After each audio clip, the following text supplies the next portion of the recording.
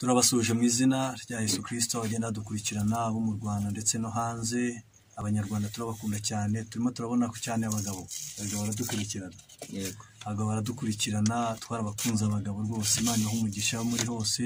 Hari abari Musanze, abari Kigali, hari abari impande zose bagiye bamamagara bakambwira ati rwose turabakurikirana kandi turabakunda. Rero mwese turabasuje kandi turabakunda cyane. Dusuhuje abagenda badukurikirana umunsi ku munsi, turabakunda. Imana ijye ibaha umugisha rwose, Imana ijye ibaha umugisha mwinshi, kandi rwose mutwereka ko mudushyigikiye.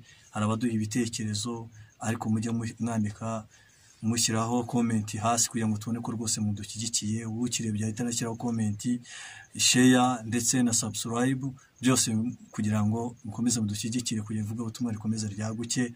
Abari hanze turabakunda, abari i Burundi, Tanzania, Kenya ndetse n'ahandi hose, bari i Burayi bose bagenda badukurikirana, bari muri Kenya bose, aho bari hose bagenda mudukurikirana kandi turabakunda cyane. Turishimye rero, turi kumwe nanone no tujya dukorana umurimo w'Imana mu buryo bw'ivugabutumwa. Mwabonye ko twagiye tubohereza mu video bwaho tuyobora njye na mugenzi wanjye Mayuya, aho tuyobora icyumba cy'amasengesho kiba kwa gatanu. Ni icyumba kiba hafi na Eperi, kiba kuri Eperi hafi na Populaire.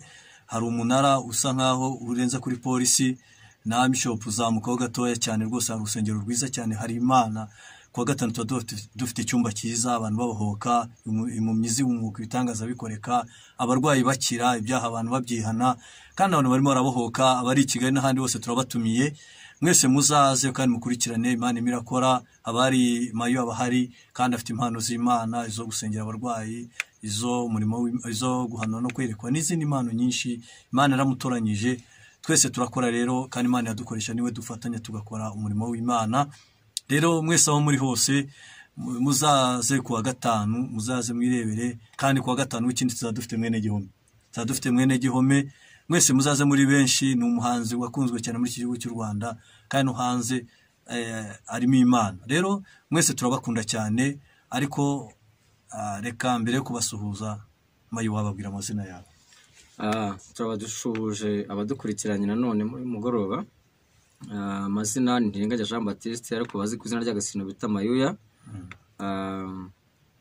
Nk'uko mwene data bivuze, dukunda Imana n'abantu bayo, dukunda gusenga Imana, kwinginga Imana no kwingingira abantu bayo. Aho dukora umurimo hano i Rwamagana, aho tugira icyumba gifite ububyutse, icyumba Imana ikoramo ibintu n'ibitangaza. Kuwa gatanu wari ubigarutseho, ariko nifuza gutumira abantu bose bo mu gihugu, nibaze dusenga Imana yo mu ijuru, nibaze twinginga Imana yo mu ijuru. Tubonye Imana ikiza kanseri, tubonye Imana ikiza sida, tubonye Imana ikiza indwara zitandukanye z'uburyo bwinshi. Tubonye ibintu byari byarafunzwe, Imana ibifungura. Tubonye abantu bari babuze ibyangombwa byabo, Imana ibibaha. Tubonye abantu batari bafite amazu, Imana ibubakira. Tubonye abantu batari bafite akazi, Imana ikora ibikomeye. Ibyo ntabwo ari twe tubikora, ni Data wa twese wo mu ijuru ubikora. Muze dusenga Imana, kandi Imana yaravuze ngo nuko ngo nimunyegere, ariko murwanye Satani nawe azabahunga. Nimuze twegere Imana. Ibindi bisigaye ijambo ry'Imana ryo yabitubwira neza ngo nzabana namwe kandi nzabagirira neza. Imana ibahe umugisha. Yego Mayu, urakoze cyane. Imana mu ijuru ikomeze guha umugisha. Natangaye amasengesho mwarayabonye, ubwo twari dufite amasengesho dufasha amasaha menshi yo gusenga n'ibihe byo gusenga. Ubwo abantu hari ababibonye, abantu bikoreye intebe basenga cyane. Hari amasengesho meza cyane, ariko twasengaga harimo sida zakize, harimo abakize sida, harimo abakize za kanseri. Nagiye mbona Imana ikora ibirimo n'ibitangaza. Twagiye tubohereza akavideo abantu dukunda, abantu bikoreye. Hari handitseho kuri titire ngo amasengesho y'iminsi 4, ariko harimo ububyutse, abantu barimo gukira, ibitangaza barimo gukoreka. Rero Imana iracyakora, Imana iracyakora, kuko biravuga ngo uko Yesu yari kera n'uyu munsi niko ari nako azahora. Yigeze abwira abayuda aravuga ngo Data arakora, nanjye ndakora. Bivuge ngo Yesu aracyakora, kandi yigeze avuga ijambo rikomeye aravuga ngo tuzakora n'ibirenze ibyo yakoze. Bivuge ngo aradusize, ariko aravuga ngo ubwo umwuka azabaza muzakora n'ibyo nigeze nkora. Turi mu bihe byiza rero bya Pentecote. Ndumva uyu munsi ni nk'umunsi wa 38 ari kumwe n'intumwa. Ejo 39 ku wa kane no ku munsi wa 40. Yego. Dufite amasengesho y'iminsi 10 tuzatangira ku wa kane, tuzasenga amasengesho y'iminsi 10 turi mu cyumba cyerejo turimo gusenga Imana. Yego. Ku buryo ku munsi wa 50 ubwo bari ku mwanya umwe bari mu mwuka bahuje umutima, mwuka aramanuka. Wenda tuzabigaruka kuko turi mu bihe bya gusatira Pentecote nicyo kigisho tuzigisha. Tuzigisha ku bintu by'umwuka wera, ku mumaro w'umwuka wera, ese umwuka wera ni iki. Tuzabigarukaho, ariko uyu munsi wenda nanjye nitwa Nkunziza Augustin, wacu ni Rwamagana, Mayo turaturanye, aba munsi abepfo gatoya nitwa Subagire, nanjye nk'abantu bita Uswahili. Ntago ari kure cyane, akagare ni 100, mumukeneye turaza kubaha nomero za telefoni kurya mwazamusura. Hari ikindi cyumba cyabera ku cyumweru cy'amasengesho, turangije gusenga twongera gusenga nimugoroba uburyo bwo kubohoka. Yego. Kuko biravuga ngo uko iminsi irushaho kutwegera natwe turushaho gusatira Imana. Rero tugiye kugana ku ijambo ry'Imana tudatinze, twabanje kugira ngo tubibwire, ariko Mayo hari abantu b'inkora mutima. Yego. Tutatangira udasubije. Gira abantu umugisha. Yego. Abantu b'inkora mutima baba mu bihugu byo hanze. Yego. Mama Fils ndamushuje mu izina rya Yesu. Turamusuhuje. Uwitwa Mama Berina ndamusuhuje mu izina rya Yesu. Hari abandi bitwa Mama Mico, nabo ndabashuhuje mu izina rya Yesu. Haleluya. Aho bajya badukurikirana, tujya tubona ko badukurikirana. Yego. Imana ibaha umugisha. Turasuhuza bene data bahanuzi n'abahanuzikazi. Yego. Turasuhuza abandi abo mu majyaruguru, mu majyepfo, iburengerazuba, iburasirazuba, ariko dufitemo inshuti zakadasohoka. Zituba hafi umunsi ku munsi, dusengana umunsi ku munsi, ari abari Kigali, ari abari hano Rwamagana. Yego. Turabashuje mu izina rya Yesu, kandi turakomeza kubasengera no kubingingira Imana ibaha umugisha. Yego Mayo, urakoze cyane, Imana iguha umugisha. Dukomeje gusuza bose abavandimwe bacu bose bagenda dukurikirana. Nanjye hari umuntu turimo gusengera kandi Imana izakora igitangaza. Ari mu Buholande, afite umubyeyi ariho urwaye kanseri, kandi ndabizi neza ko masengesho turimo gusenga Imana izamukiza.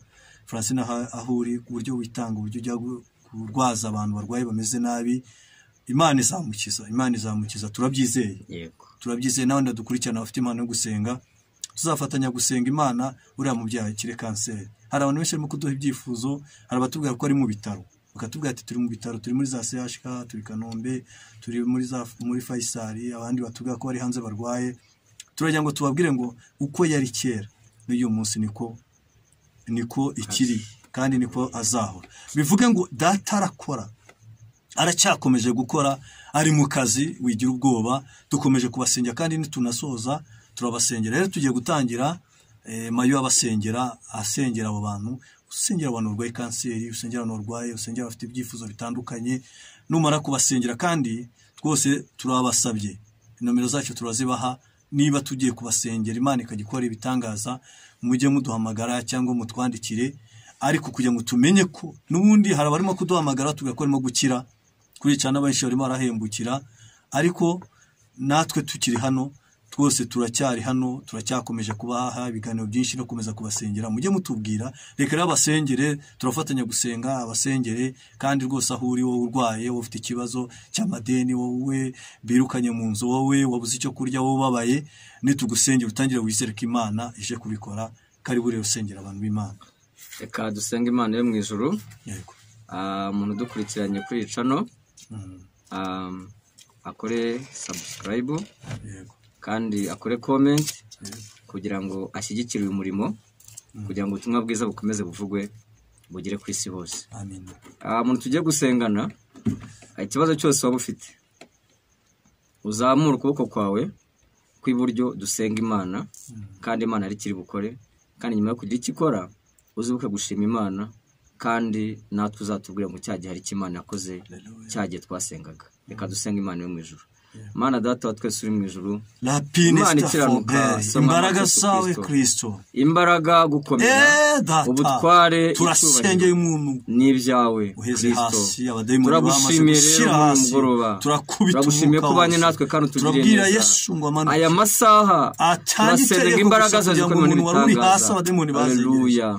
data twese turi kurica no turimo gusenga ari abantu barimo kutureba cyangwa dukurikiranye impande zose ari abari mu gihugu n'abari hanze aba bantu ari abafite ibyifuzo bitandukanye ari abafite uburwayi ari abandi bafite ibyifuzo by'ubukwe ari abandi bafite ibyifuzo by'urubyaro abo bantu bose bakire kugirwa neza ari abantu bafite ikibazo cy'amadeni ari abantu bafite ikibazo cyo kutagira amazu babamo ari abandi babuze imibare z'abana abandi abana b'amashuri baricaye abandi bamaze igihe kirekire ku gisasiro abandi abaganga barababwiye ngo nibatahe byarananiranye ariko muri uyu mugoroba tusenga gutya abari bafite transfert yo kubaga turavuze ngo n'uwakize abari bafite ibyuma ari barwaye sida kanseri bahagaritse izo mbaraga zose z'umwijima abarwaye kanseri abarwaye mu nda abarwaye umugongo abarwaye umutwe udakira abo bantu bose abamaguru yabyimbye abo mu gituza bidakunda abo babwiye ngo birarangiye nimugende mwiryamire ndatura ubuzima ndatanga ubuzima gukira umurwayi wese mu izina rya Yesu Kristo uhereye aka kanya rero imbaraga ikize kabonekeho abafite amadeni yo kubishyurire Kristo Imana yacu mu biko bwawe harimo byose kaje avuga ngo ifeza n'izabu n'ibyawe ese nawituye n'abawe kiza abantu bawe bohora abantu bawe n'Imana yacu wari ugiye gucinga niyongere abaraga ntibakongere kurira arimo gusenya abashaka divorce reka kandi abantu bongeye kubaka amatike bakamabuye mazima turagushimiye Mana we igihugu cyacu kigira amahoro tugiye amahoro toriha amahoro kuva hejuru kugera hasi amahoro mu izina rya Yesu ndetse n'ibihugu bidukikije ibona amahoro ku gihugu cy'u Rwanda utwiteho turengere uturinde ibyorezo mu izina rya Yesu kiza abantu mwami turasenze ubuntu bwawe bukomeze kuboneka kuri twebwe kandi uboneke ko abantu barimo gusenga mu izina rya Yesu. Amen. Yewe urakoze cyane. Mbere yo gutangira tugiye kuririmba karimbo gatoya kariri kavuga ngo nishuri imbere y'Imana dufite umuntu tuvuganira nubwo bimeze gutyo ni 120 yego noneho turaririmba muri aka kajwi kavuga gutya yego urakazi kavuga ngo gutya ndagutangira ubwo tureta tugenda yego mwijuri imbere y'Imana Titumuntu mvugira ng'umukuru w'abatambyi kandi yitwa Rukundo manya yuko izina ryanjye riri ku mutima we ugamvugira n'amanzi wamunyirukanaho bamugira ugamvugira n'amanzi wamunyirukanaho Satani yanyibukije gukiranirwa kwanjye ashaka kunyiyebesha Janumbira mwijuru ndebayo umukiza wanjye wabimuyeho byose kera yaramongereye nuko sinzarimbuka kera rero we kera yaramongereye nuko sinzarimbuka Uwiteka umucamanza ambonye w'amaraso ntacira urubanza rubi anyitukiranutse yaranshunguye ngo mbuwe niko kunyishingira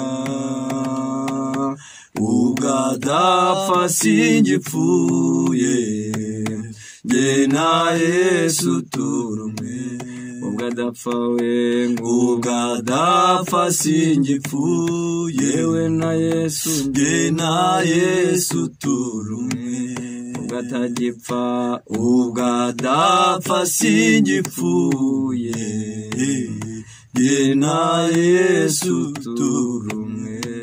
Haleluya. Amen. Ibyarema ngo ubwo adapfa nanjye singipfuye. Amen. Tugiye rero kugana ku ijambo ry'Imana. Mayu ugiye kudusomera. Tugiye gusoma ijambo ry'Imana. Yego. Rivuga ngo ukomeze witegure. Ukomeze ube maso. Ukomeze witegure, umwanzi agiye kongera gutera. Ukomeze ube maso, ntago Satani yahagaze azongera gutera. Mbese mu yandi magambo wikwirara, umwanzi abagamije kongera kugutera. Yego.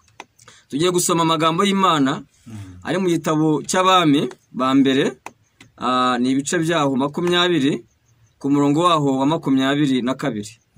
Ari amagambo avuze ngo hanyuma umuhanuzi araza asanga umwami w'Abisirayeli, aramubwira ati genda wikomeze, numara kwikomeza witegure, umenye uko uzabigenza, kuko umwaka utaha umwami w'Isiriya azongera kugutera. Genda witegure, genda wikomeze, kandi wikomeze, umenye uko uzabigenza, umenye ko none uzarwana urwo rugamba, kuko umwaka utaha, kuko ikindi gihe cy'umwaka utaha umwami w'Isiriya azongera kugutera. Amen. Haleluya. Bivuge ngo hari igihe yagiye kurwana aranesha. Amaze kurwana, amaze kunesha, umwami arangije we apanga kuzongera gutera. Yego. None hariko Imana ishimwe, tujye tugira abakozi b'Imana, Abamayuya n'abandi abahanuzi. Yohereza umuhanuzi. None ubu nawe uri umuhanuzi. Ubu murabwira abanyarwanda badukurikiye, ukabwira abarundi badukurikiye, bumva ururimi rw'ikinyarwanda. Isi yose nibongere bitegure, bikirara, nibaregeze mu masengesho, akitwa umuvugabutumwa, akaba abasha gusengera. Nigeze ntangara Yesu ngo bigeze baza avuga ngo buriya ngo twagiye, ngo tugiye, ngo abademoni batwumviye, baratwumvira turabirukana, ngo arije bagiye ngo barabasuzugura. None ngere ko icyo gihe bagiye ngo barabumvira, ngo bamaze kubumvira ngo barangije abademoni barahunga, baraza avuga ati mwami twagiye twirukana abademoni mu izina ryawe, barahunga. Aravuga ngo munezezwe n'ibyo, nimunezezwe n'ibyo, ahubwo mwishimire k'amazina yanyu yanditswe mu gitabo cy'ubugingo. Imana iguhe umugisha. Ahantu aya magambo umuhanuzi yaraje ahanurira umwami w'Isirayeli witwa Ahabu. Avuga ati hari ingabo z'Abasiriya zigiye kugutera, ariko uzazinesha. Uwiteka aca mu muhanuzi nka Nkurunziza cyangwa nkanjye cyangwa n'abandi bahanuzi, amubwira ngo se Ahabu aramaze ati se nzazinesha gute? Aravuga ati humura uzabica, uzabarangiza. Ngo nuko amaze kubica, ngo Uwiteka arongera amanukira ku muhanuzi. Ariko mbere aho ngaho no kuvuga ngo yagiye kugisha inama Imana. Yego. Irangije imubwira uko urugamba rwose agomba kurwana. Yego. Arangije aratsinda. Yego. Amaze gutsinda, wenda yaragarutse arirara. Yego. Atangira kumva nyine ko byarangiye, ariko ngo umwami w'Isiriya atangira gukusanya ingabo. Arazambwira ati nyamuneka reka kwirara, ahubwo agenda witegure, ukenyere, wongere usenge, kuko umwaka utaha. Haleluya. Na magambo avuze ngo hanyuma. Yego. Hanyuma yuko Ahabu yari amaze kugira intege nkeya, avuga ati kane gutabaza Uwiteka, Imana ikamutabara. Hanyuma yuko ababisha be abisha. Yego. Nyuma yuko abadayimoni bagiye, nyuma yuko bari bamutera igihugu bagiye, ijambo ry'Uwiteka rimanukira ku muhanuzi, riramubwira ngo ugende ubwira Ahabu. Ubwo ni ubwa kabiri. Yego. Yego. Abasiriya warabisha, Abasiriya warabamaze. Yego. Ubica nabi, wibwiye ko bagiye. Ndagira ngo utangarize yuko umwami wa Siriya adatuje, ntabwo acecetse, ntabwo aryamye. Ndagira ngo nkubwire ngo genda ubwira Ahabu. Cyagihe yaransobanuje, ndamubwira ngo uzatsinda, ariko ndagira ngo nkubwire ko namaze kubona ibitekerezo by'umwami w'Isiriya, arimo arapanga ingabo zirushe za zindi zaje, arimo arashaka intwaro zirushe za zindi, noneho naza agasanga yiraye Ahabu, azabamara igihugu azakirangiza. Genda umubwire uti rero subirayo, genda umusange aho ari, umubwire uti ikomeze. Icyambere ikomeze. nabanza yikomeze. Yego. Banza yikomeze ku Uwiteka. Kwikomeza ni iki? mbese ni nko kuvuga ngo tuvuge yuko twarimo dusenga Yego. aya masaha. Twe twikomeje ku Mana, niyo twishyize mu maboko, niyo twishyize mu biganza, ibyacu byose, amarangamutima yacu, imiryango yacu, ibyo dutuze byose, vanga ibintu byose ubishyize mu Mana, niko kwikomeza. Yego. Ni ukuvuga ngo nta kunyeganyega ngo ujye ku ruhande ngo uvuge ngo ariko wenda nubwo naba bantu nabishe najya gushaka izindi ngabo ku ruhande. Oya, bisaba kwikomeza. Icyambere ikomeze. Icyo nicyo cyambere. Icya kabiri umubwire yitegure. Icya kabiri ntarangare. Yitegure. Yego. Mbese uko umwanzi arimo gupanga, we napange kurusha uko umwanzi agira gute arimo gupanga. Nigeze mbwira abantu akantu. Yego. Ndabwira buriya mu gihe cy'intambara. Igihe cy'intambara. Yego. Umuntu nyine yari mu gihe cy'intambara. Yego. Urugamba nyine urugamba ruhari ari rwinshi. Ikintu cya mbere umuntu akora. Ubundi igihe cy'intambara uba uri mu ntambara. Yego. Byumvikane nyine uba witeguye kuko uri mu ntambara, kuko uri uhanganye urwana. Ariko igihe cy'amahoro nanone uba uri mu mahoro. Amen. Ariko ikizakubwira umuntu iyo yari mu ntambara akarwana akanesha, ntabwo yirara, ahubwo yitegura intambara. Ubundi umuntu yari mu mahoro yitegura intambara. Iyo umuntu ari mu ntambara arwana intambara. Ariko iyo umuntu ari mu mahoro yitegura ikizakubwira ingabo nziza. Amen. Nuko mu gihe cy'amahoro yitegura intambara. Avuga ati nubwo ndi mu mahoro ariko ejo natungurwa nkaba nakabasha kwatakwa. Rero igihe cy'amahoro yitegura intambara. Bivuge ngo yarageze mu gihe cy'amahoro, Imana iramusanga ituma umuhanuzi iramwe ngo cyambere tangira wikomeze kandi witegure.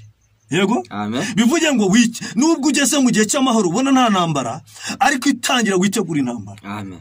Tujya tugira ikibazo cyuko abantu binjira muri ibi bintu byo gusenga. Nk'urugero, umuntu iyo akiri mu isi ari umusambanyi. Yego. Hari abadayimoni baba murimo. Yego. Benshi abadayimoni baba murimo bamukoresha kuko akenshi abakoreshwa na karande z'abantu bapfuye. Yego. Hari nyirasenge wundi wasambanaga, hari nyirasenge wundi waga gukora ibyo, hari se wabo cyangwa undi muntu, ariko nawe wa mudayimoni kenshi na kenshi amuzamukamo. Yamuzamukamo atangira kumukoresha akamukoresha ibyaha. Yego. Ugasanga umuntu akavuga ati nge ndicuza ndindaye. Siko bimeze se? Ku buryo nawe ushobora kuza ukavuga ati uriya muryango wa gatatu bamo indaye. Twese tuba tumuzi ko ari indaye. Nawe abizi ko ari indaye. Ariko Kristo yamufata akamukuramo cya kintu, uvuga ngo uwo muntu arapfa. Yapfa, Kristo akaza muri we. Bivuge ngo wa wundi w'umusambanyi yamaze gupfa. None yamaze gupfa havukamo undi muntu muzima, havukamo Kristo. Akaba uwo muntu muzima ku buryo bashaka kumura akavuga ati nziza wari umusambanyi, none ubu ngubu ni umukozi w'Imana. Urumva nakana Imana iti kubita wa muntu iramwica hakahita havukamo undi muntu. None abadayimoni bari bamurimo barazerera. Yego. Bakajya bazerera ariko nago ubundi abadayimoni barazerera ariko bakajya gukora. Ntago bajya kure y'uwo muntu. Ntago bajya kure. Oya. Bamuba hafi. Gusa Imana ikabarusha imbaraga. Ibarusha imbaraga gute? Nuvuga ngo hari marayika ubushinzwe kubabwira ngo mwigireyo. Uyu nguyu naramurokoye, uyu nguyu ni intama yanjye. Murashaka iki? Ariko bagakomeza bari hafi aho, barindiriye kureba ko hari akantu gatoya. Niyo mpamvu utayije niba ngo Satani yanyibukije gukenerwa kwanjye ashaka kunyihebesha. Njya ntumbira nkareba mu ijuru. Reba mukiza wanjye oye mbambye. Kaza nazambaraga. Yego. Hari igihe Satani azavuga ati haha na karandezi wanyu wakizwe utese n'umujinya wawe, agatangira akagucaho urubanza. Ariko ijambo ry'Imana ngo umuntu niyatuza akanwa ke akavuga ngo Yesu ni umwami n'umukiza w'ubugingo bwe, azahera akakizwe. Ibyakira birangiye bigashira. Mbese umugabane wo kwinjira mu bwami bwo mu ijuru ni ukwatuza akanwa kawe n'umutima wawe, ukavuga ngo ngiye kanaka nubwo na umunyabyaha ariko ndemeza ko Yesu Kristo ari umwami n'umukiza. Imana igumugisha. No kuvuga noneho ikintu cyo akora ni ukuvuga we yarahari, abadayimoni bari bahari bamurimo, ariko kuza agahinduka Kristo akahita amushyiramo umwuka we, akahita wa muntu akitwa umukozi w'Imana. Icyambere agira abamarayika bamuhagarara nk'uko bivuze. Ariko Satani we abamuteze iki? abamuteze ikindi gihe aba yaramucitse avuga ati byanga bikunda hari igihe yazanyira gakeya akongera agasambana none nkamufata neza ni ukuvuga ngo rero we icyo ashaka ni ukuvuga ngo nubwo agiye muri ya korari agiye gushyiramo umusaruro muri korari nubwo agiye kumuririmba umuvugabutumwa ariko agiye gushyiramo umusaruro nubwo agiye kuba umunyamasengesho agiye kuba umusaruro ni ukuvuga ngo rero imirimo yakoraga Satani biba birangiye none agiye kuyikorera Imana ni ukuvuga ngo agiye kuvunjirwa none hatangire tw'umuntu w'Imana none Satani kuvuga ati nubwo agiye ariko ntacyo nzi icyo yakundaga kunywa akamogi yakundaga inzoga yakundaga gusambana none ukuvuga ngo baba dayimoni bajya gusaba Satani kuvuga ati ko yatwamubuze yatunaniye tujya handi avuga ati oya buri wese afite abe ubundi buri muntu wese afite iyo umuntu akivuka afite abadayimoni bagomba kuvukana nawe bagakurana nawe aribo bashinzwe kuzamugerageza kugira bazamujyane Gehinomu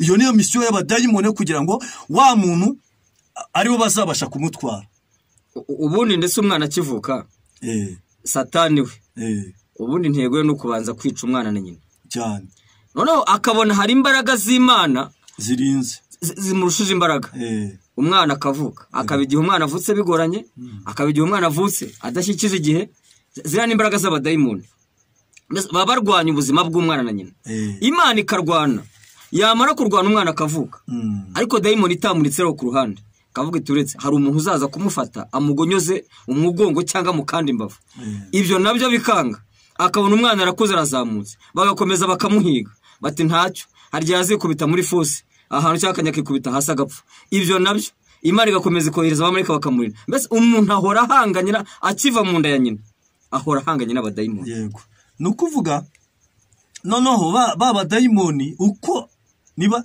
ubundi bavuga ngo Bibiliya isobanura abadayimoni barindwi yego dayimoni w'ishyari yego dayimoni w'amagambo wenda dayimoni w'amoko ubu hariho na dayimoni y'amoko hari abantu bazi kugira amoko nyine batazi ko Imana ariyo yaremye umuntu bakagendera ku by'amoko hakaba dayimoni y'ubusambanyi ubu none hari n'icyo bita ubutinganyi bureze rwose hariho ubutinganyi kandi bwo bwarimbuye Sodomu wenda tuzanabivugaho nibwo bwarimbuye Sodomu na Gomora kuko nicyo cyaha abamarayika bari baje kureba i Sodomu baje basanga ibyo barega ari ukuri bituma Imana iharimbura ubu icyo cyaha ubu nicyo kirimo gufata isi cyane kandi cyamaze kugira intera uzareba hano mu mafilimi ukumva bahise bavugamo akantu bakavuga ngo ngende umutinganyi bivuga ngo umuntu uvuga nk'iryo jambo abazahembwa amafaranga menshi nuvuga ngo Satani afite umuvuduko kandi afite iterambere afite amafaranga kugira ngo isi ayifate noneho harimo n'ibindi byaha byitwa ubusambanyi byaha by'amoko mbega abadayimoni bose uko ari barindwi marari umujinya amashyari ibintu byose uburozi gusambana kukinisha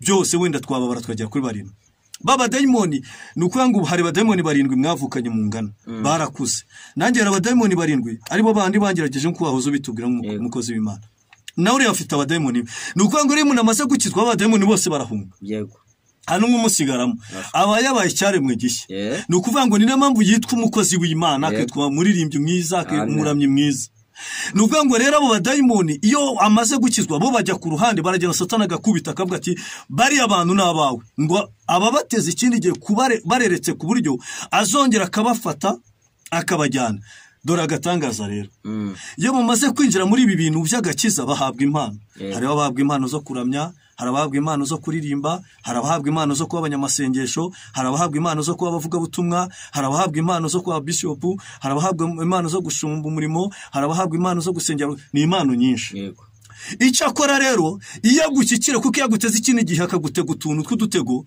agutega usambanyi agutega amagambo agutega ubwibone agutega ishyari agutega umujinya agutega ibyaha nukuvuga ngo rero iyo amaze utwo twatuntu twose yamaze kutugutega akagushyikira ngo afata abadayimoni bose bari barindwi ngo akajya gusaba umusada ngo akaza abandi barindwi inshuro zirindwi n'inshuro zicyari 70 sinibuka neza hagati aho yazirindwi na 70 none abadayimoni bose bakaza bakakugira mubi ariko bakahita avuga ati ariko ntimuzamukure mu muririmbyi ntimuzakubure kuba umunyamasengesho ntimuzamukure kuvuga kuba umuvugabutumwa ahubwo mujye mumukoresha kandi agaruke babeshye ko akorera n'Imana kuko za mpano zo guhadwa ntimuzazimwake za mpano zo gusengera urwaye ntimuzazimwake byose azabihamane ariko hame gutyo nuvuga ngo abadayimoni bakagukoresha uri no mu rusengero niyo mpamvu Justin yavuze ngo abapagani bo mu nzu y'Imana ni ukuvuga ngo ibyaha bifite imbaraga birakorerwa mu nzu y'Imana. Nubwo buryo rero twari turi kuri iri jambo avuga ngo umwanzi amaze kumugeragesha byose, turaza wenda kurisoma ngo amutege ikindi gihe. Hano rero hatubwiye ngo genda ukenyere kandi wikomeze, kuko umwami wisiriye azagaruka undi mwaka utaha azaba hari. Turabwira rero uyu muntu wamaze kugenda kugira ngo yongere amenye ko umwanzi yongeye yamufasha amuziritse. Nubwo yumva akihanura, hari abantu bahanga cyane Satani yica akabica, akavuga ati wowe vaye turyamane, Imana ikorera muri nge, ndakora deliverance y'igitsina. Bakaryamana, bamara kuryamana akavuga ati noneho ubu tugiye kubwira Imana itubabarire. Ngendo umutambye ndo umuhanuzi akavuga mu ndimi nyinshi yangiza akahita hanura ngo Imana irambwiye ngo iratubabariye. Umwana w'umukobwa cyangwa umubyeyi akagenda yumva ko agize gute ababariwe, cyangwa umwana w'umusore yumva ko uwo mubyeyi kuko yabivuze gutya, cyangwa umudamu, umwana w'umusore akajya avuga ati se baramvuye narasengewe, bahise bansengera ndakira, kandi nabikoranye n'umutambyi. Ariko ubwo urabyumva, nubwo buryo Satani afite gahunda yo gukorera ahitwa mu nzu y'Imana, akica benshi, ariko hari 7,000. Turabwira rero uyu muntu wamaze gupfa, kuko igiti nubwo cyamara gutemwa, niko Yobo yavuze, cyongera gushibuka iyo cyumvisha amazi kikazana ibitonome. Turabwira uyu muntu wamaze kugenda ariko ushaka kugaruka kugira ngo akore, kuko biravuga mu byahishwe ngo nzaza uri muri gitereko. Iyo umuntu yamaze kunanirana, umwuka w'Imana aragenda agasigarana Imana, ariko umwuka adahari. Niyo mpamvu turimo kubwira abantu, tubabwira ngo pole, turabwira abanyamasengesho, amen. Turabwira aba bantu bajya basengera, amara kubasengera, yamara kumusengera akamuga ngo ndakure ibikeri. Uzi ko noneho hadutse ibintu ntago ugeze ubyumva. Hari umwuka wa gishitani ugenda akaguteza ibikeri, akaguteza ibikeri n'inzo, akaguteza noneho akazaza akavuga ati mwuka Imana yenye isano ari ibikeri, kandi ni wowe ufite wa mwuka wo kubizana. Yego. Ejo bundi umuntu yagiye gusengera umuntu ngo aragenda ahita kura inyama, ataburura inyama mu nzu, atabura inyama iri ijejeta amaraso, ngo kandi aranje amuga ngo inyama ngimaze imyaka 15. Naho yakoresheje wa mwuka wo kuzana inyama itayishyira aho itabaho. Byene bari ukuntu bikorwa nyine. Satani afite imbaraga ze, ariko Imana iri hejuru, ngo amazi menshi witeka uri hejuru abirusha imbaraga. Arangije afata ya nyama ikuramo, umwuka w'Imana agaragaza ya nyama ko ari ufite undi mwuka urimo kuyizana akayitayishyiramo. Ahita avuga ati nutama 5,000,000 ntago ibindi bizago ndi kuri bank akazikurayo, akazizana akazimuha ngo abana be bakire. Uvuze ijambo rikomeye. Barokore bene data, tuzi umusaraba, twese turimo kujya mu ijuru. Satani arimo arakora ku manywa y'ihangu, ariko n'Imana irakora cyane. Haleluya. Satani birashoboka ko uburyama waryama ntusinzire neza, hakagira ibintu birara bikuniga, urarota inzozi zidasobanutse, urara umeze nk'uri mu marimbi, urara urya inyama z'abantu bapfuye. Ujye umenya ngo ni ya myuka mibi itarigeze kuvaho, iri hafi aho ngaho, igambiriye kusinzira, igambiriye kuhuga kugira ngo izigufate impiri. Ngo hanyuma y'ibyo ngibyo, ngo Imana yohereza umuhanuzi ngo agende ubwire Ahabu yitegure, yikomeze, amenye uko azabigenza umwaka utaha umwanzi azongera mutere. Warakijijwe uratura, warakijijwe umuririmbyi nk'uko umukozi w'Imana uzabivugaga, wabaye umuhanuzi, wabaye pastor, wakira Yesu. Ndajya nkubwire ngo Satani nta hantu yigeze ajya, ari hafi yawe, arakubikiriye, arimo arashaka urwaho rw'ikintu wagaho gitoya, akavuga ngo dore Mana ureba abarokore, reba babandi. Ndajya ngutangarize ngo rero, ndajya ngo nyuma yo gukizwa kwawe menye ukuntu ugiye kubigenza, kuko Satani ntago yakuretse, Satani ntago yakwihoreye, ahora arwana. Uyu munsi rero nkutangarize neza yuko ntuze kundatisha ngo uve mu masengesho, ngo maze iminsi 5 10 ntubindatishe aho ngaho. Nushaka ko yakoreye hanze, nushaka ko yakoreye mu butayu, nugera mu rugo Satani yagutega isafuri imbere y'umugore, Satani yagutega kamambiri uyisitareho, avuge ngo reba wa murokore. Ndagira ngo rero umenye ngo nubwo wasenge mu butayu, ukaba wirukanye Satani, ukaba wamwirukanye mu bujamaho n'amahwemo, aragenda gutegere ku mwana, ugenda ufata inkono mukubite ntacyo mupfa, ugenda ukubita umugore wawe, umubwire ko ari ikigo cyari gicucu, umugore akubwire ko nta bwenge ugira, kugira ngo Satani akugeragereze. Ndagira ngo rero Satani atongera kugutegera undi mwaka utaha, ahubwo undi mwaka utaha, haleluya, undi mwaka utaha naza agatera akaguterera ku rukweto, akagutera ku isayisi ridafuze, akagutera ku kandi kantu kadafatika, uzamubwire ngo nzuwo nizeye. Uzahamye umubwire ngo Satani mvira mu rugo, Satani va mu byanjye, Satani mvira ku mugore, Satani mvira mu bana, Satani mvira mu matungo, ibyo wangerageresha byose njyewe narababariwe kandi narabatuwe. Ndagira ngo rero biragusaba gukomeza ugasanga ukaba maso, ntabwo bisaba kwirara. Hari abantu bajya bibeshya nshuti y'Imana, nshuti y'umusara, abantu bajya bibeshya bakavanga ubu ngubu ngo twarasenze, ngo byararangiye, twarababariwe, ibintu byaratumwe. Ndagira nkubwire ngo ucyambaye umwambaro w'urugamba ye kumera nk'ukuyemo atabarutse. Mana tugire neza. Birasaba iki rero? Birasaba kuguma ku mavi, birasaba gukomeza tugasenga, tukaba maso. Ijambo ryarambwiye ngo yewe wamutambiwe ngo ukwiye kwihangana, kandi ukihangana badafite ubwenge n'abayobye, ngo kandi nawe ukwiye kwitambira ibitambo byawe kuko uzi kugoswe n'intege nkeya. Mani dutabare tugire neza. Bisobanure ngo Satani ahora ateze buri kanya kamwe, ahora ateze. Iyo uvuye ku mujinya agutegera ku nzoga, wava ku nzoga akagutegera ku nte nk'uko bivugaga, ukagenda utsinda akavuga ati noneho hari ahantu ngiye kuzamutegera, hari uzaza kumusaba mu gitondo amwirukane, kandi ryari mareka azaba yirukanye, aho nzaba mpamutegeye. Ndagira ngo tube maso, ntabwo nkubwiye ngo kuba maso kandi nayo maso ya burinde bugukeraho. Ndagira ngo ube maso mu mutima, uhore wirinze. Muri byavuze ngo Imana iduha imbaraga turwana intambara, umwami ni utwigisha kunesha Satani, ava ngo mukomere. Haleluya, amen. Uyu muri ndamukunda. Imana ibaha imbaraga murwana intambara, umwami ni ubigisha kunesha abanzi be. Mukomere cyane, mukomere, mugiye kunesha, muhabwe ingabire nziza zabatabarutse. Haleluya, Imana iduha imbaraga, Imana ibaha imbaraga murwanye Satani nawe azabahunga. Aha turi ku ijambo rivuga ngo genda witegure, komeza witegure, ntabwo umwanzi yagiye, ntabwo yakuretse. Komeza ube maso, komeza usenge. Ari amagambo nshuti y'Imana utaza kwibeshya. Nta kindi cyagufasha uretse gusenga no kumenya ijambo rya Kristo rikaba ari muri we rigwiriye. Nta kindi wamutsindisha ijambo, kandi Satani ari hafi yawe. Hari andi magambo tugiye gusoma tumeze nk'abasorezaho, ariko mbere yuko tuyakomeza, yego, wabonye ikintu cyitwa agakiza. Yego, ijambo gukizwa. Uzi ko uyu muntu yari umupagani, wenda nk'umukobwa wigurishaga w'indaya w'ikirara. Yego, uzi ko hari igihe aburirwa. Yego, yamara kuburirwa, ariko cyangwa umusore wanywaga inzoga bakajya bamugurira, ariko bajya bakamuvaho akazikirizwa. Wabonye ko iyo ahita atangira kubona inshuti abashaka kumugurira, yego, bashaka kumusubizayo, umukobwa akatangira gukundwa n'abakire, agatangira gukundwa. Uvuze ijambo rikomeye. Merutse kuganira n'abantu baransetsa. Nari mbabwira ngo izo ndwara zanyu murwaye birasaba muze dusenge mwiriza ubusa twinginga Imana. Anga ati igihe cyose twatekereje kwiriza, ati hari igihe nshiguka namaze kurya biswi, ati nkabwira Imana ngo mbabarire.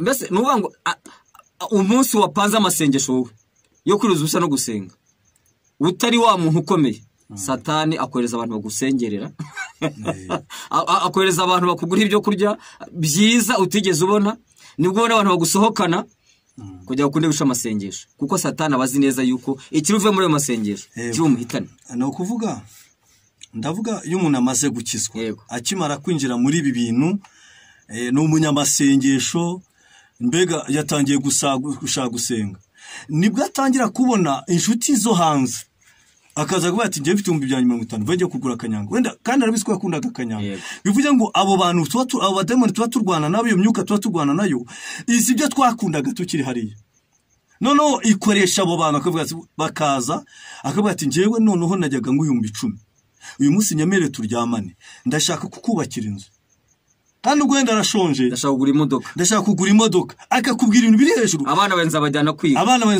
kwiga, akoresha ibintu byose bishaka. Nuvuga ngo abafite amayeri yose kuko abaguteza ikindi gihe, uburyo bwose yagukikira yamara kugushyikira hakaba ari igihe uvuga atari kubundi, kandi hari igihe ushobora kuza muri ibintu byo gukizwa wajyaga wigura niyo nyama ntwongere kuyibona, wajya gura icyo gitenge ntwongere kukigura, waguraga ikote nk'iri ntwongere kurigura, ariko ugatangira kubona Imana igasa nkaho ikuretse ngo ikurebe, ahubwo Satani we akakwegera cyane agatangira kuvuga ati ariko Imana njyewe ni ingome, njyewe nkurikiye Imana ngo ingaburire, none yanze kugaburira, ndimo ndabona abashaka kungaburira, nakurikiye Imana ngo inyambike, none iyi Mana aho kugira ngo inyambike ndimo ndabona ababikora. Ni ukuvuga ngo Satani yo ntabwo Imana ifata ku ngufu mu nshere. No, Satani agutegera ku byaha wari usanzwe ukora. Ariko nyemerera uhere ku murongo wa mbere muri Luke, wenda uhere ku murongo twegwera 13 kuko titre ni 13, uhera ku murongo ngene nyabasubiramo. Na amagambo akomeye tugiye gusoma. Saba ko buri mukristo wese aba maso. Aravuze ngo Yesu ageragezwa na Satani. Icyambere Yesu yageragejwe na Satani. Ndajya tuvuge amagambo. Niba Yesu yageragejwe na Satani, yego, Satani akaba yarazi Yesu neza, yaramusize mu ijuru, yego, akaza akagerageza Satani, Satani akagerageza Yesu, yego, ni igisobanuro cy'uko wowe uhagaze wirinda utagira uti. Ariko nigeze mpora n'umuntu arambwira ati njye buriya ndi hagati, kubera ko ari Imana sinshaka kugegera cyane, kandi yari president wa korali. Iyi Mana sinshaka kugegera cyane, yego, kandi na Satani sinshaka kugegera cyane. Ndabunga se kubera iki? Arambwira ngo wegereye Imana cyane uhura n'ibibazo byinshi. Urumva icyo kintu? None hano haratubwiye ngo Yesu ageze ate? Ageragezwa na Satani. Ageragezwa na Satani. Bivuge ngo we yaravuze ngo njyewe ngo iyo wegereye Imana cyane, Satani arakurwanya cyane. Ariko Satani wiyisanga cyane n'Imana wibere hagati, ari Imana ntikumenye na Satani ntakumenye. Kandi umuntu ni umurokore marajya. Biravuga ngo ubwo udashyushye ntukonje. Yego, iryo ntabwo yari so. Ngiye kukuruka. Urumva rero nese numva ngize agahinda. Hari abandi bantu bameze gutyo, ashaka avuga ati nge nzajya gusenga ku cyumweru, ariko bya nibyo kujya mu byumba, bya nibyo kwiriza ubusa. Oya, njyewe sinshaka ko Imana imenya cyane, ariko sinshaka ko na Satani amenya cyane. Aha rero iri jambo uburyo riteye ubwoba, yego, kandi ari ijambo rikomeye. Satani yagerageje Yesu, amugerageza bari hehe? Bari mu butayu. Banzu yabasome hera ho gatatu. Urabizi ko bari mu butayu? Nababwiye ngo nushaka wasenza hehe, nugera mu rugo ntagabura hagutegera. Aravuze ngo Yesu yuzuzwa umwuka wera, ava kuri Yorodani ajyana n'umwuka mu butayu. Aranagwa. Uyu muntu akimara gukizwa no kujya mu mazi menshi, akimara kujya muri ibi bintu neza, yuzuza umwuka wera, aruzuzwa, aranagwa, ajyanwa mu butayu. Imbaraga z'Imana ziramwuzura, ahita ajya mu butayu. Ngamara y'iminsi 40. Icyambere ni iminsi 40. Bibiliya yatubwiye ngo iyo minsi 40 yamaze, yayimaze ageragezwa na Satani. Yego, niko biri tubwira. Ageragezwa n'umwanzi, atangira kugeragezwa n'umwanzi. Yego, ngo muri iyo minsi ntiyagira icyarya. Icyambere ntacyo yaryaga, ngo nuko ishize, ariko niyamutinye ishize. Kandi nubwo atari, ariko niyamutinye, ntago yamutinye, arasonze. Yego, ngo umwanzi aramubwira ati niba uri umwana w'Imana. None aravuga ati ariko se yari yabiyobewe, niba uri umukristo, niba uri umunyamasengero, niba uri umuvugabuto, niba uri umwana w'Imana, bigenda bite rero? Niba uri umwana w'Imana, yego, uko ariko dore inzara irakwishe, yaramutegeye kukunda. Ati dore urashonje, dore mu cyumba nta byo kurya birimo, dore wa mudamu uri mwiza cyane, zamura ikibero cyawe urebe, dore kundu yaga, nibwo ko istoke kashiramo ibyo kurya kandi uri mwiza. Niba uri umwana w'Imana, kuki wambaye ubusa kandi ufite ingingo yakurenge? Niba uri umwana w'Imana, kuki abana batiga? Waje ukajya kwiba, waje gakwereka inzira, nusambana nura mugabo ugakinyuma y'umugabo wawe, kuri ubone Minervare inkoko ukayibona, tugasangira inkoko, kandi se ko ari ibintu urukorera imwe bigutwaye iki? Arangije avuga ngo iki? Niba uri umwana w'Imana, yego, bwirira ibuye rihinduke umutsima.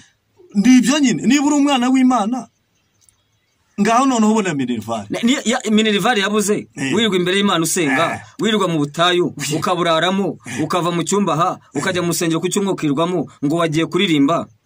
Iyi Imana itaguha Minervare. Turacyari kuri ya ntego uvuga ngo umwanzi arangije byose amutega ikindi gihe, yavuga ngo ikindi gihe cy'umwaka, bari kuri rya jambo rya hawe. Uyu muroko rero arabisimbutse. Yego, Imana nabizi ko izampa Minervare. Aho gataha kanigendere. Ngo Yesu aramusubiza ati, handitswe ngo. Arangije uwo muntu aravuga ati handitswe ngo, ntawe utungwa n'umutsima gusa. Ntago umuntu atungwa n'imigati gusa, umuntu ntatungwa n'umutsima, ntagatungwa niyo mitsima gute nubwo abana bataki. Mu yandi magambo n'iminsi 40 maze ntacyo naryaga. Haleluya. Kuvuga ngo rero iyo mitsima yijyane. Uyu mutsima y'umunsi umwe hari cyanunga iminsi 40. Hari cyanunga igihe wampereye icyamununga. Dore hari ikinunga utazi wowe. Umwanzi aramuzamura, arangije aramuzamura, amwereka ubwami bwose bwo mwisi mu kanya gato, amwereka amataje. Satani afite imbaraga. Uzi ibintu turwana nabyo? Yego. Turwana n'ibintu bitatu. Yego. Kambikubwira. Icyambere turwana n'umubiri. Icyakabiri. Yego. Turwana na Satani. Yego. Tukarwana n'isi. None no kuvuga ngo iyi si, uyu mubiri, uyu muntu w'imbere niwe uzabona Imana.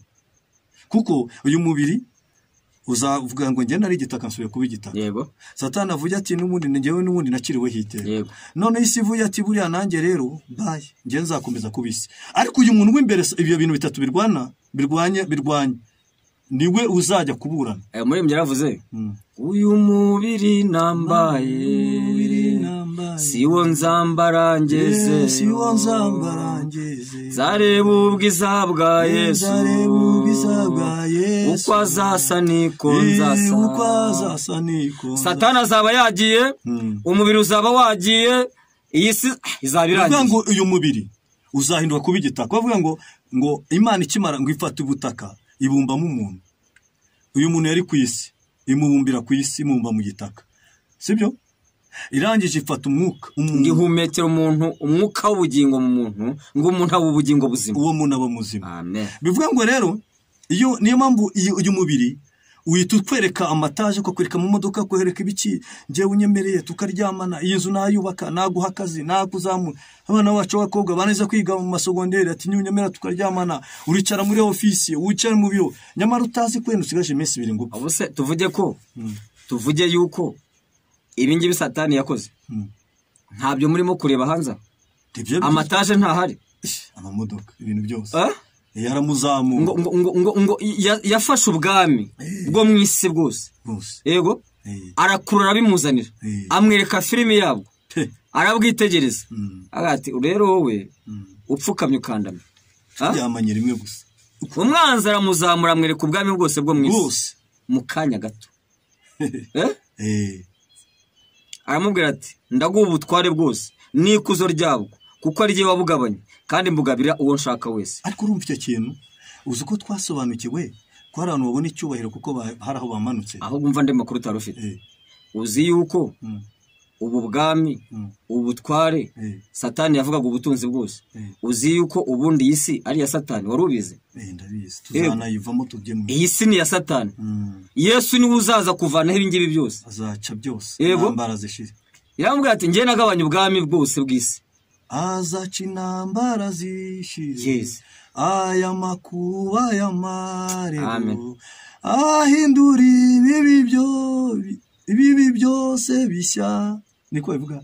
Icyamakaza. Haleluya. Aramubwira ati ndaguha ubutware bwose n'ikuzo ryabwo, kandi mbugabira uwo nshaka. Kuko ari jye wabugabanye, kandi mbugabira uwo nshaka. Kandi nicyo kintu kitwishe. Abantu dukunda icyubahiro cyane. Uzi nk'iyo ugiye cyubahira amafaranga, ugiye bakavuga ati tukugize pastor, ukajya uza imbere y'abantu, abakristo bose bakamanuka ati pastor yaje. Satani agutegera aho hantu, kwajya ujya imbere ukavuga ati jyewe musuzugura pastor. Ndababwira ngo mwese mukoma amashyi nimuyakome. Mbega ni ukuvuga ngo icyubahiro nicyo kitwishe. Uza amagambo yose wamusubije. Arongera amuga Satani ngo nuko. Yego. Kugira ngo mbuguye. Hari kondisiyo. Biragusaba gupfukama. Kandamye. Nupfukama ukandamye, buriya bwose burabubwawe. Ariko reka kantu tukavugeho. Ikuzo n'icyubahiro n'ubutware. Ikuzo bura niki? Kuzamurwa cyane. Kuzamurwa n'icyubahiro n'ubutware. None se tuzi ko ari abantu bafite ibyubahiro, tuzi ko ari abantu bafite ubutware, ariko ukurikiranye hafi 45 ushaka gusanga barabukoye habi. Nguzi ko ngo hari abantu ngo bajya ahantu bakabasiga imiti ngo akajyecho. Ari umuntu atwara ayoze n'imodoka z'amakamyo. Yararebye areba umuntu aravuga ariko ngo ufite ngo ngiyo ngo ntacyo uzayimarisha. Ndetse se kubera iki? ati se wari ubizi ko tujya hamwe, ati uze mujyane ahantu Tanzania gutya, iyo tugeze bagusiga utuntu, none bosi wa yakubona akahita gukunda cyane akanakuzamura, urumva ahita kuzamura, mbese ko umuntu yagiyeyo, uwo muntu yagiye kwikamya injyango yagiyeyo, duheruka kubivugana nacyo gihe, ubwo baramusize ntabwo mwazongera kuvugana, ubu no ntago kibasha kumvugisha, yarambwiye ati se nkunze dusenge mwene da, ubwo twasengaga ngira ngo yaje kwemerera, nuvuga ngo baragenda bakaguha icyubahiro, ukaza ukabyereka bosi akahita gukunda. Uzi icyo yatinye? Yatinye ko uri umurondore, ntago akinyegera. Icya kabiri, kuwa gatandatu nahamagaye umuntu kuri telefone, ndamubaza nturi hehe, ati nimo ndazamuka, ntoya umwuka w'Imana yarambwira ko utiri mu cyumba cyawe, arambwira ati se burya bajyaga bambwira ko uri umuhanuzi, ati ni ukuri kw'Imana, ati ni ukuri ko, ati niho nta nubwo nari namba, ati ariko nkereye aka kanya ntinya Imana ikurimo. Yatinye iki rero? Yatinye kuzambwira uti nawe ya miti wagiye kwifata, nawe koko ubwo yabimbira akambwira ati muza mukozi w'Imana nsengera sinzajyayo, ariko biza kurangira abantu rero inshuti ya wa muntu uvuga ngo ikuzo n'icyubahiro n'ubutwari, nibyo bintu nupfuka mukandamye, nupfukama abantu dufite ibyo dupfukamiye. Hari umwana w'umukobwa, hari ahantu muri hoteli nakoraga, yego, hari umwana w'umukobwa yari umukozi w'Imana, ari umuhanuzi, yageragejwe n'abasore benshi arabananira, noneho hari ahantu yagiye gukora, akora muri hoteli nk'aho nakoraga, noneho umwana w'umukobwa aza kugeragezwa, ari umukobwa mwiza, aza kugeragezwa n'abasore arabananira, noneho uje wese akavuga ngo uriya mukobwa ngo namurokore yarananiranye, haza kuza umuzungu aravuga ngo uriya mukobwa ko namukunze, ati uriya mukobwa ntakorwaho, aravuga ati nge nzamubona, arangije aravuga ati nze nzamubona, ati nta wamukura, ahita azaramubwira ati mvayo insereve, araza musereve arisha, ati cara ni iki kintu ushaka mu buzima, ndati ngewe Kristo aramuhagije, Yesu aramuhagije, amen.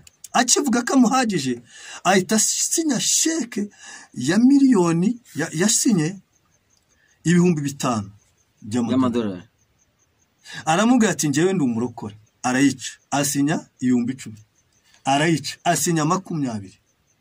Umukobwa none ageze aho ahita areba ibintu byose azakoramo, nupfuka gusa nurekuru gusa ukandamye, ibi byose ndabiguha. Arangije amaze kubikora arareba aravuga ati sheke nago nyitesha, yemera gupfukama, nupfukama gusa ukandamye, ibi byose ndabiguha kuko mbigabira uwo nshatse. Akimara kuryamana nawe, amaze kuva ahita amubwira ati rero kimbabaje nuko amataje uzaba n'amamodoka n'ibiki byose, ariko bakakanya muteye sida. Umukobwa na ya toroma niki yahise afata ya sheka arayica, ayigenamira nk'umusazi, ariko ubwo arabyumva, yahise afata ya sheka arishwa nyabuza ahitamira nk'umusazi, amaze ati se kuyiceka ndere yari kuzakondora, arangiye asohoka ameze nk'umusazi. Ese ubaye iki? Ati nta kibazo, akaza akavamo, ubu umukobwa ameze nk'umusazi.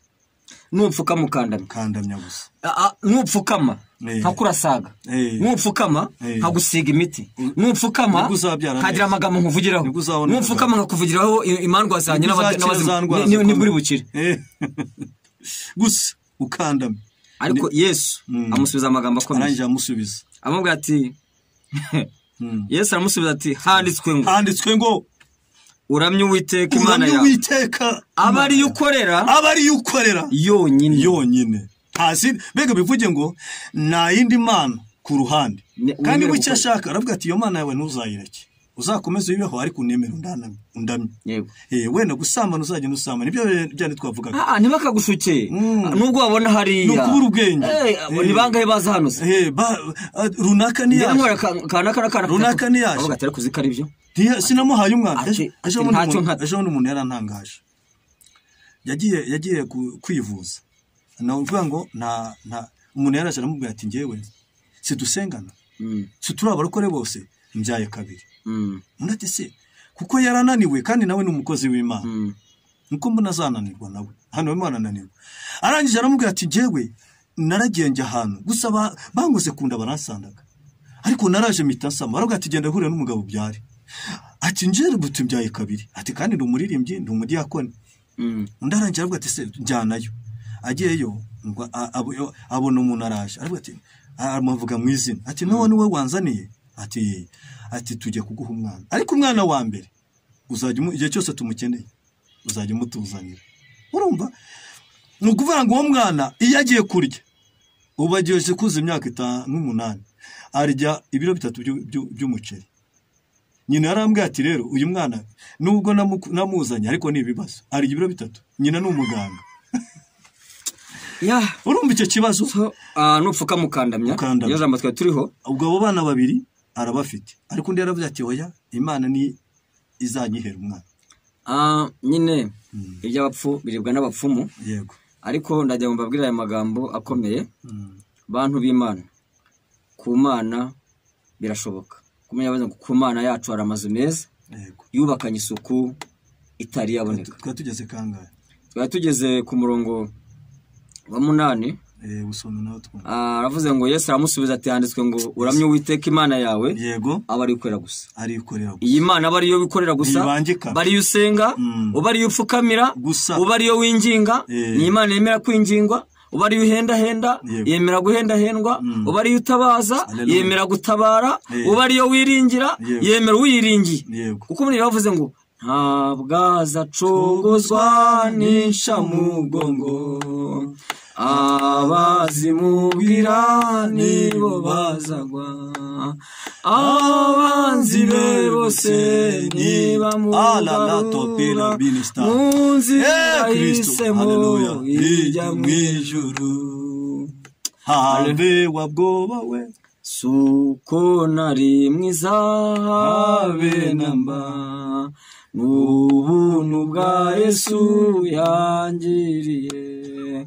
Yarambabarijwe kuri wa musaraba ndetse abambanywe n'abambuzi. Aramubwira ngo uzaramye Uwiteka Imana yawe gusa ariyo yonyine uzakorera yonyine. Ibyo bindi baba nibyo koko nta mwana ufite. Hano hari umuntu ushobora kuba amaze imyaka 5 arwaye. Yego. Kandi ameze nabi ariko yahuye.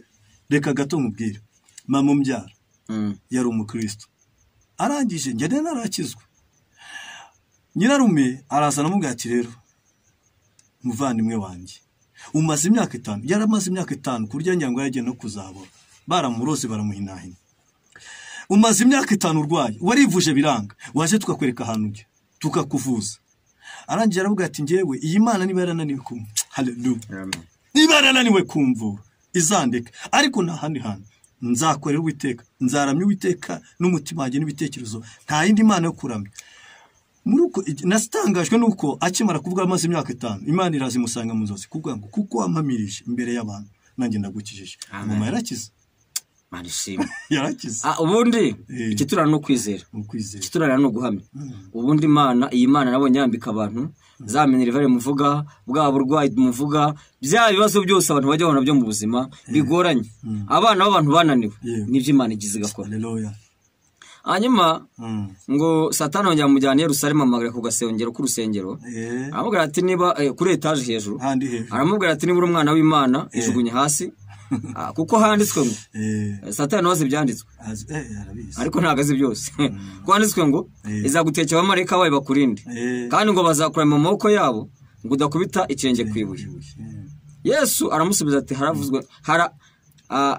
haravuzwe ngo niko handitse cyangwa haranditswe ngo haravuzwe ngo yego ntukagerageze Uwiteka Imana yawe. Satani abonye yuko iby'isi atayimutegeho ngo abifate, inzara ayimutsindiyeho, agasongero akamutsindiyeho, amubwira turabizi ndagiye ngo umwanzi arangije ibyo amugerageresha byose, ibintu byose birangiye, ibyo yari yapanze birangiye, abonye ko atamushoboye aramureka amutega ikindi gihe Imana itugiye. Ubu biragaragara ko hari umuntu wanesheje, yego, bakamuzanira abakobwa cy'abagabo akanesha, bakamuzanira ibintu byose agatsinda, ariko nabo aracyatezwe ikindi gihe. Yego, nukuvuga ngo baba demoni baracyari hafi. Uzaba yaramuteze Satani yaramutegeka umusaraba, yamutegeka umusaraba. Yesu aravuga ati dati iki gikombe kindenge. Satani ati ndagushoboye. Arakubitwa arababazwa, bamutamiriza ikamba ry'amahwa, bagafata sipongo bakayishyira mu bisebe, imivu y'amaraso iratema, bavuga ati ndagushoboye, ndagufiteho. Iyo warafashe n'ubwami bw'isi bikagira n'inzira, iyo waremewe ukatukana kwana nibara bikagira n'inzira, none nijoro aribuze. Ariko haleluya, amina. aho yari amutegeye byarangiye. Yesu amusanze kuzimu, ngamwambura urufunguzo, avuga ati ubutware bwe ntawe ufite, warupfura ubori rwe ruri he. Byandi yamukangishaga ngo aramubwiye ati ndabyemeye, ngo mbigabiro nshatse. buryo iyo mbimenya mba narakurekeye mu butayu. Wabyumvise ariko cyagira bivuze ngo ikuzo n'ubutware ngo mbigabiro nshatse. None icyambere amwatse ubufunguzo, kandi ubufunguzo ruvuga ko amwatse ubutware cyane, amwatse icyubahiro. Ibintu byo bivuga ngo imundi yabimukangishaga ari ibye. Barokore bene data, Satani arimo arwana uwanyuma, arimo arwanisha imbaraga nyinshi, arimo akora 28 kuri 28. Twebwe turakora amasaha 2 tukaryama tukaruhuka. Niyo mpamvu arimo arakoresha iyo bwabaga ngo nibura azapfe agize abantu yisasira, agize umugabo natwara. Ariko ndakubohoje mu izina rya Yesu, ndagira ngo ugaruke, wasubiye inyuma. Satani yaguteze ikindi gihe, icyo gihe kigufatiramo, n'uwo ataragifatiramo nawe arakimuteze. Ndagira ngo ube maso. Muri ibyo yavuze ngo ube maso mu Kristo, nturuhuke nonaha, amakuba ari hafi, usabe usabe usabe, amakuba ari hafi, usabe. Ababisha b'Imana bajya bakubikira ku manywa na nijoro, bamaso bamaso bamaso, ku manywa na nijoro, bamaso. Umva n'umwami wawe Yesu wagupfiriye, ni uguhugura ngo usabe usabe usabe, ni uguhugura ngo usabe. Haleluya. Uyu muririmbyi yavuze ngo ababisha b'Imana, abanzi ba Satani, abanzi b'Imana bajya bakubikira, abarozi bajya bakubikira, abagambanyi bajya bakubikira, abicanyi bajya bakubikira, abanyeshari bajya bakubikira. Ariko Yesu akubwira ngo bamaso usenge. Nabonye abantu bajya baza batera umuntu nijoro, bahagera bagasanga marayika w'Umwami Imana yahabambye amahema, harimo haraka, bagasubira inyuma. Nabonye abantu bajya baza gucukura inzu z'abantu baje kumwiba, bahagera gusa marayika akabatera ubwoba bagasohoka bagasubira inyuma. Nabonye abantu baza gukorera abantu baje kumuroga, bahagera gusa imbaraga z'Imana zikabaterura zikabakubita hasi bagasubira inyuma. Muze tuyiringire abo Yesu ayinisha amaboko ye, nta mubisha ubasha kubageraho. Imana iguha umugisha rero.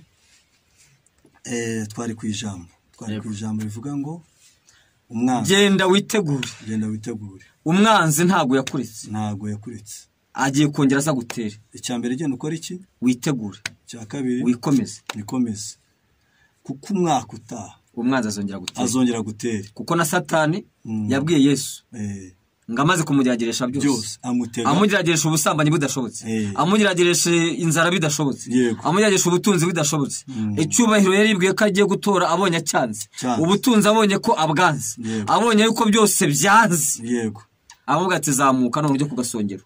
Ngamugejejeyo, avuga ati manuka noneho niba uri umwana w'Imana. Igihe wahereye wigira kamugungu, uzigira umuntu gukomeye ngo wikumwe, terura ujugunye hasi. Mu byanditswe nibuka ko ijambo rivuga ngo izagutekera abamarayika bakuramira wikubita ibirenge ku ibuye, utagwa hasi ukaba. Ariko ntukagerageze Uwiteka Imana yawe. Ndako ako kantu hari ikintu agakuyeho. Yego. Mu yandi magambo humura. Yego. Uzaba ufite imodoka, ufite etaje, uzajya ugenda neza, nta kizagukomeretsa, nta kibazo uzagira. Yego. Mbega uzajya ugenda umeze neza. Abadukurikirana rero, abagenda badukunda, umunsi ku munsi twari ku nyigisho yo kugana ku kindi gihe. Yego ngo umwanzi byose amaze kumugerageresha amutega ikindi gihe. Yego. Ndagira ngo tubwire umuntu uri muri CH wari ufite transfer. Yego. Ko Imana imujeho, amen, igiye kumukiza, akazajya kwisuzumisha agasanga ari muzima. Ndagira ngo tubwire umuntu wari paralize atangire yumve ko Imana imugarutseho. Ndagira ngo ngire umuntu bahahanye akarogwa na nyirabukwe, Elezo Minister for Bread Tendesti, ndetse batashaka ko ari bumukazana muri urugo. Imana irambye ngo urugo uzarubamo.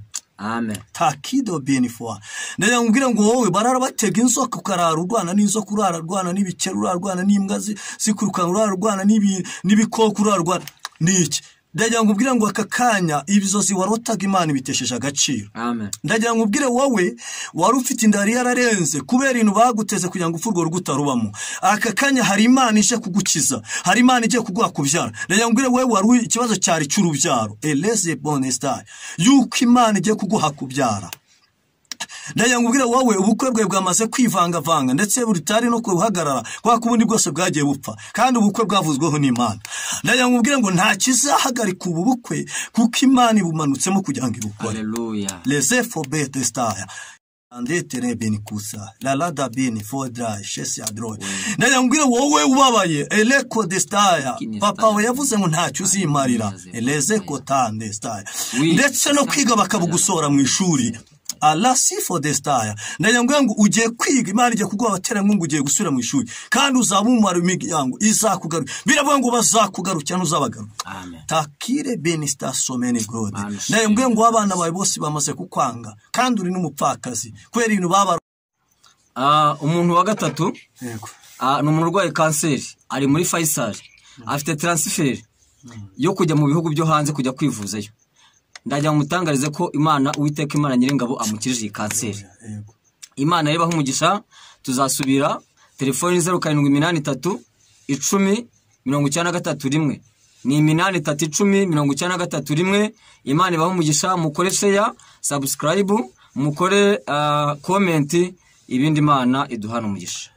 Yego urakoze cyane. Imana iguha umugisha kandi turagukunda cyane. Amen.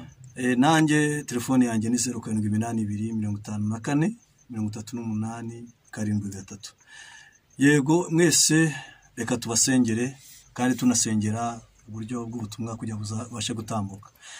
Uri Imana turagushimye uko ari kera n'uyu munsi ni kuri na rap NFO. Turagushimye kuko uri Imana ibera kure ukabana hafi. Twasima gusengera abantu barwaye indwara zikomeye bari mu Rwanda no hanze kugira ngo ubashe kubakiza kandi bakize indwara zikomeye. La bini wa yazimeni guzora tungini wa yazawatakila gomama si wa bangele sekula la bini wa sabini songe jesite droya elela la bini wa zamango si bangukira bango si sira bini wa Izina ry'umwana wa Yesu Kristo turagushimye kubw'imbaraga zawe. Kristo nuhabwe icyubahiro.